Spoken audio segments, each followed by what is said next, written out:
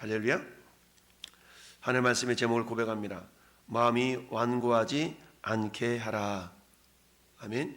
마음이 완고하지 않게 하라. 자, 완고하다. 우리 이전 성경에는 완고하다라는 말을 강팍하다. 그 사람 마음이 참 강팍해 이렇게 우리가 부르곤 하죠. 우리 마음이 강팍해질 수가 있다라는 얘기인데요. 강팍하다는 얘기는 어떤 말도 들려지지 않다, 어떤 말도 듣지 않다, 즉 마음이 단단한 상태를 말씀합니다. 자, 우리 마음이 항상 부드러워야 되는데 마음이 단단하면 아무리 훌륭하신 목사님이 설교를 하고 그런다 할지라도 그 말씀에 순종이 되지 않을 수가 있죠. 여러분, 마태복음 13장에 보면 예수님은 씨 뿌린 자의 비유를 말씀하고 있습니다. 이처럼 씨 뿌린 자의 비유는 마태복음, 마가복음, 누가복음, 복음서에 기록되어 있죠. 그러면서 우리 마음이 네 종류의 밭과 같다라고 비유적으로 말씀하십니다. 첫째는 여러분, 길가와 같은 밭, 돌짝과 같은 밭, 그리고 가시떨기와 같은 밭, 그리고 좋은 밭. 이 가운데 결실이 맺혀진 밭은 어떤 밭입니까? 좋은 밭이죠. 누가복음에서 누가복음 8장 15절에서 좋은 밭에 뿌려졌다는 것은 말씀을 듣고 지키어 인내로 결실하는 자다라고 말씀합니다. 첫째는 하나님의 말씀을 어떻게 돼요? 들어야 된다는 얘기죠. 듣기는 듣는데 어떻게 됩니까? 경청, 샤마의 그런 자세를 가지고 들어야 된다는 얘기죠. 말씀을 왜 들어요? 그 말씀이 어떤가 한번 보자 라고 듣는 자세가 아니라 그 말씀을 내가 순종하여서 하나님의 은혜를 경험해야지라는 자세를 가지고 말씀을 들어야 되는데, 그래 저 사람 말 잘하는가 한번 들어나 보자 라는 자세로 들어서는 믿음이 생기기가 쉽지가 않습니다. 이처럼 인간의 마음은 다양한 반응을 보일 수가 있죠. 그래서 길가와 같은 그런 우리 마음은 단단한 마음이죠. 그러면 하나님의 말씀이 그 심령에 떨어져도 성경은 마귀가 와서 곧바로 채가버려서 말씀이 뿌려질 때에 결코 심겨질 수가 없다라고 말씀합니다. 돌밭에 뿌려졌다는 것은 말씀을 듣고 은혜를 받았어요. 그러나 어떻습니까? 말씀이 듣기는 들었지만 그 마음이 돌짝이 많아가지고, 이 돌이 많다는 것은 뭡니까? 내가 말씀을 인하여 핍박이나 환난을 당할 때는 곧 넘어지는 자요 라고 말씀하죠. 저 우리가 예수 믿다가 그 예수님 믿는 것 때문에 어려움을 당하는 경우가 있지 않습니까? 오랜 지난 코로나 시절을 통하여서 예수 믿는다는 이유 하나만으로 마치 우리가 코로나 병원 균에 오염원인 것처럼 오해를 받고 박해를 받았던 적이 있습니다. 그때 어때요? 많은 그리스도인들이 차라리 이럴 거면 좀 쉬면 되지, 그러나 주님 아시죠? 제 마음은 항상 주님을 향하고 있다는 것을. 이렇게 자유하면서 우리는 예배당을 근처를 얼씬도 않던 그런 시절이 있었습니다.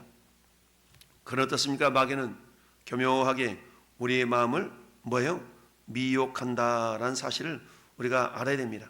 오늘 10절 말씀에도 그렇습니다.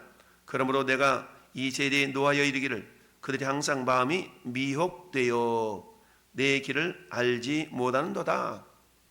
하나님의 길을 알지 못하는 이유는 미혹되었기 때문에 그렇다라는 얘기입니다. 왜 미혹이 될까요? 사단은요, 에덴 동산에서부터 아담과 하와를 미혹한 자가 아닙니까? 미혹한 자는 마귀의 사단이죠. 사탄에 의해서 하와의 마음이 먼저 미혹되었습니다.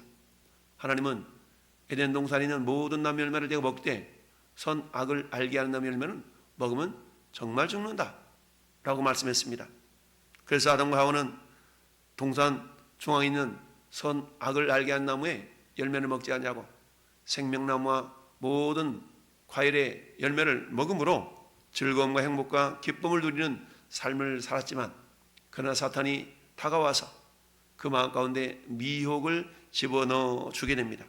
미혹된 마음을 주니까 저거 먹으면 안 죽는다고? 살 수 있다고? 하나님처럼 된다고? 여러분, 이처럼 미혹당한 이유 중에 한 가지는 뭐냐? 교만함 때문인데요. 교만함은 뭡니까? 내가 하나님의 자리에 오르고자 하는 그런 마음이 교만함이죠.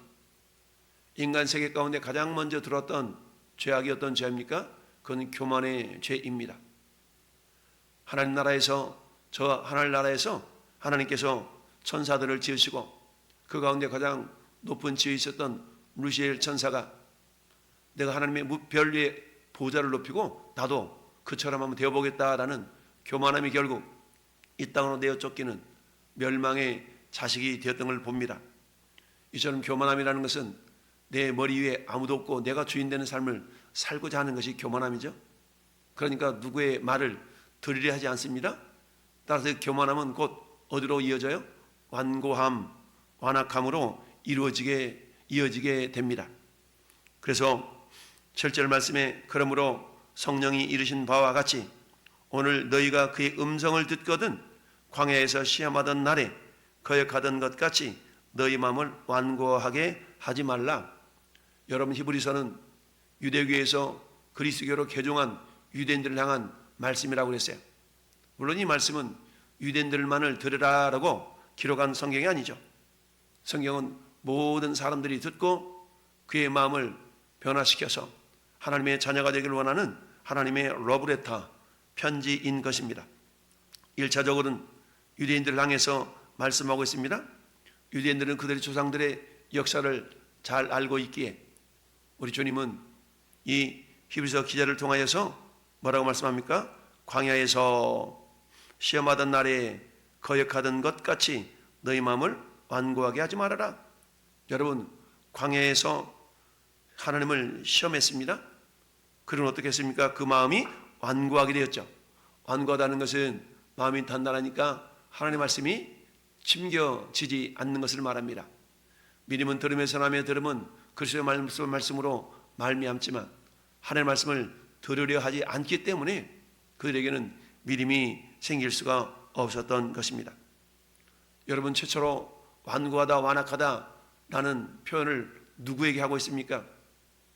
이스라엘 백성들이 이집트에 있었을 때에 애굽왕 파라오의 이집트 왕 바로를 향하여서 주님이 하셨던 말씀이 완고하게 하다, 완고하게 하다. 여러분, 하나님은 모세와 아론을 통해서 10가지 재앙을 퍼붓는 동안에 그 바로 왕의 마음은 여전히 완고했다, 여전히 완악했다 라고 성경은 말씀합니다. 완고하고 완악했다는 것은 뭡니까? 하나님의 말씀 듣기를 거절했다라는 얘기죠. 즉 우리의 마음이 완고하다는 얘기는 하나님의 말씀을 거부하는 그런 성향적인 모습. 이건 왜 그래요? 에덴 동산에서부터 사탄의 미혹에 의해서 그 말씀을 듣기를 거절했기 때문이죠. 그래서 10절 말씀에 그러므로 내가 이 세대에 노하여 이르기를 그들이 항상 마음이 미혹되어 내 길을 알지 못하는도다. 여러분, 사도 바울은 고린도후서 4장 3절 4절에서 그렇게 말씀합니다. 복음이 가리웠으면 망하는 자들에게 가리운 것이라. 세상 신이 믿지 않은 자들의 마음을 혼미케 한다는 말이 미혹한다라는 말인데요. 혼미케 하여 그리스도의 영광의 복음의 광채가 비치지 못하게 함이니라고 말씀하고 있습니다. 이 세상신 마귀 사탄이 사람들의 마음을 미혹해서 혼미케 해서 그리스도의 복음의 광채가 비치지 못하게 한다라는 얘기죠. 오늘날 미혹당한다는 얘기는 우리가 사단의 영향력 아래 있기 때문에 사단의 영향을 받아서 하나님의 말씀보다 사단의 그 말을 더 미혹하게 말을 받아 더 드린다라는 의미가 있습니다. 그렇습니다. 여러분, 디모데 후서 4장 1절에도 디모데가 그렇게 말씀하고 있습니다. 후일에 어떤 사람들이 믿음에서 떠나, 디모데 전서 4장 1절이요.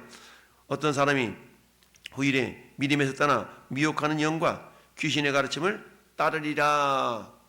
여러분, 믿음에서 떠나 미혹하는 영, 귀신의 가르침을 따르리라 하였으니 자기 양심이 화인을 맞아서 외식함으로 거짓말하는 자들이니라 라고 말씀합니다.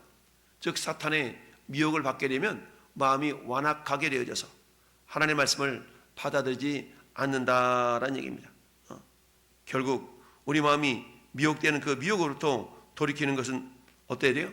우리가 경청하는 마음, 첫째는 하나님을 절대적으로 신뢰할 수 있어야 됩니다. 여러분, 의심한다는 얘기는 믿지 못한다는 얘기 아니겠어요? 이처럼 하나님을 온전하게 신뢰하지 못하기 때문에 하나님을 의심하게 되었고, 또 하나님께서 그 하나님을 뭐예요? 하나님을 시험하게 되는 것이죠. 여러분 9절 말씀 보면 거기서 너희 열조가 나를 시험하여 증험하고 40년 동안 나의 행사를 보았느니라. 여러분, 하나님을 시험하지 말라. 우리 주님은 말씀하셨죠? 주 너의 하나님을 시험하지 말아라 라고 말씀하고 있습니다.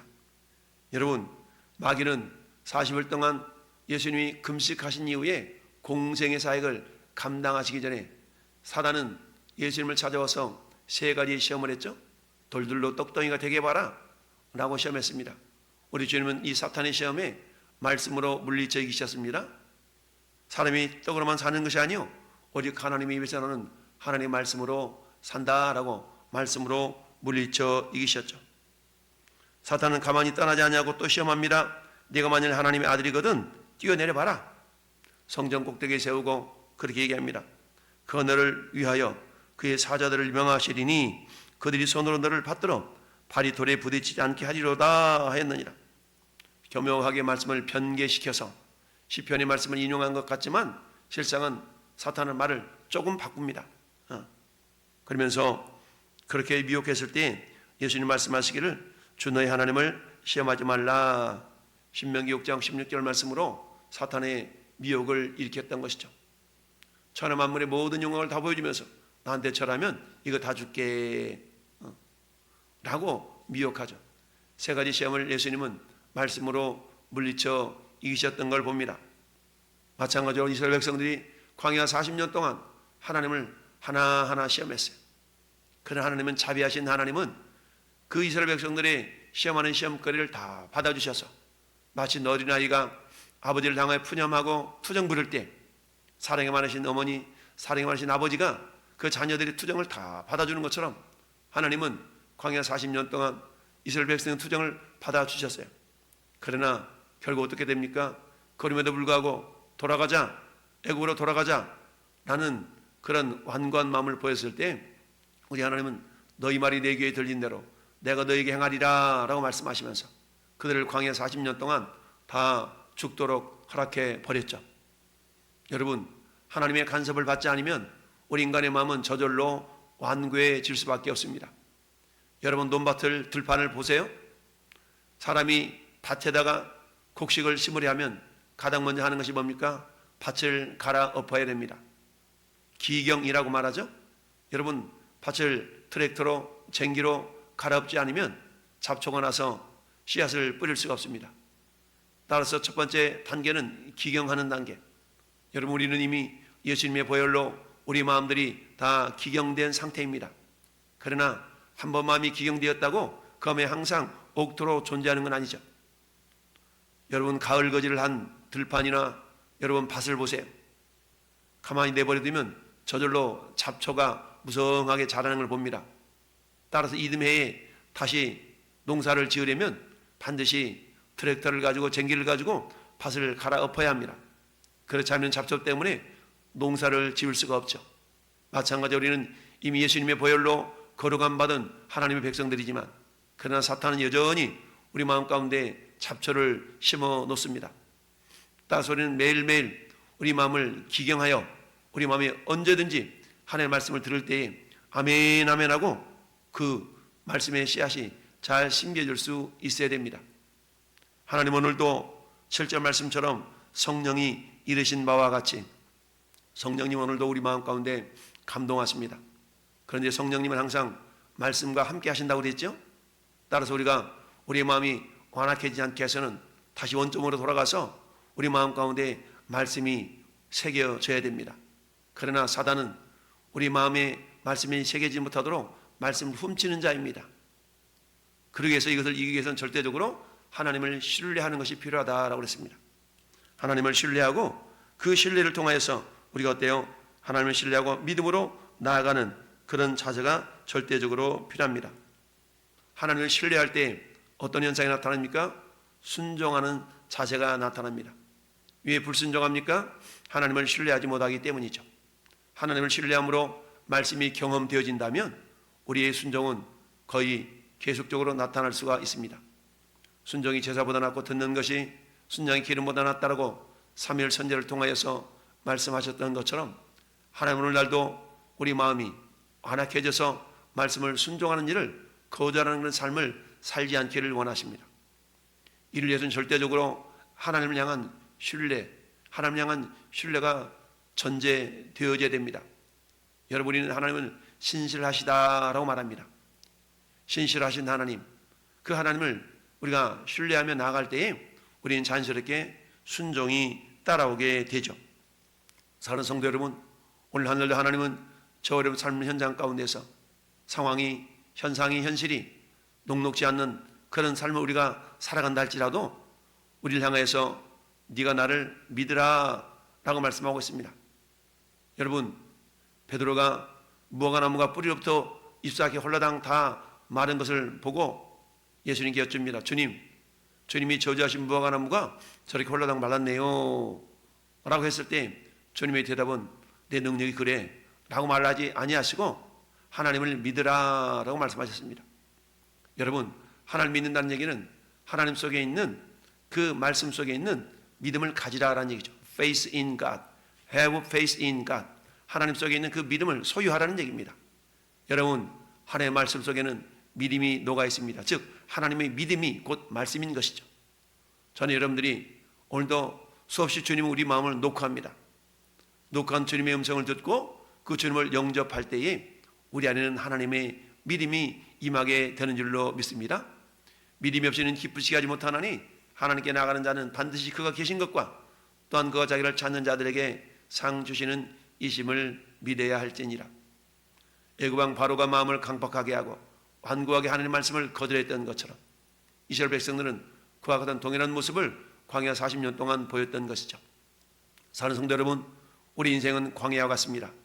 우리의 갈 길이 이리 갈까 저리 갈까 모를 수가 있어요.